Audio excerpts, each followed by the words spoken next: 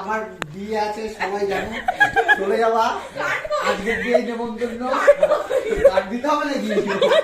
Card দিয়ে দেবো। Hello everyone, welcome to my another mini blog. আজ আমরা এসেছি রানাঘাটে, কারণ আমার দাদার বিয়ে। তো মা বলল চ দাদাকে আইব্রো খাওয়ানো যাক। তাই জন্যে আমরা সকাল থেকেই সবাই মিলে লেগে পড়েছিলাম। এইদিকে মা সব রান্নাঘরের রান্নাগুলো কমপ্লিট করছিল, আর ওইদিকে আমি আর দিদি ঘর সাজানোতে জুটে পড়েছিলাম। বাবা সকাল সকাল গিয়ে সব ফ্রেশ ফ্রেশ জিনিস বাজার থেকে নিয়ে এসেছিল, আর মা ঝটপট রান্নাগুলো কমপ্লিট করছিল। আর এইদিকে আমি আর দিদি গল্প করতে করতে আড্ডা দিতে দিতে সব সাজিয়ে ফেলছিলাম।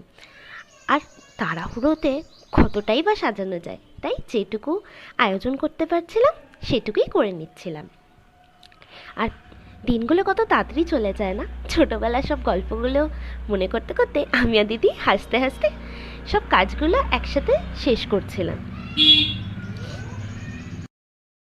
আর এইদিকে আমার দিদি ক্যামেরা সাই, ও ক্যামেরাতে আসলেই খালি হেসে ফেলে। তা আমাকে বলছিলাম হাসিস না, ভিডিওটা খারাপ হয়ে যাবে। তারপরে কি, তারপর নিয়ে ভিডিও এতক্ষণ পার্লারে থাকার পরে উনি শেষমেশ বাড়ি এসে পৌঁছলেন, তখন বাজে 4টে। তারপরে কি এসে হেয়ার কালার দেখাচ্ছে, দেখ কি সুন্দর করে চুলটা কালার করে এসেছি। তারপরে মা ঝটঝটকে বসিয়ে আশীর্বাদ পর্বটা শুরু করলো।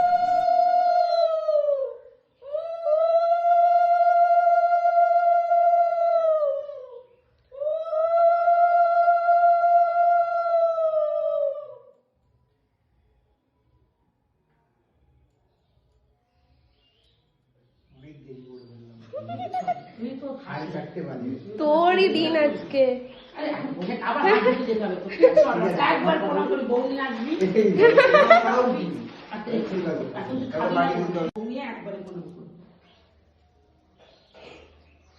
ব্যাচেলর লাইফ কিন্তু লাস্ট।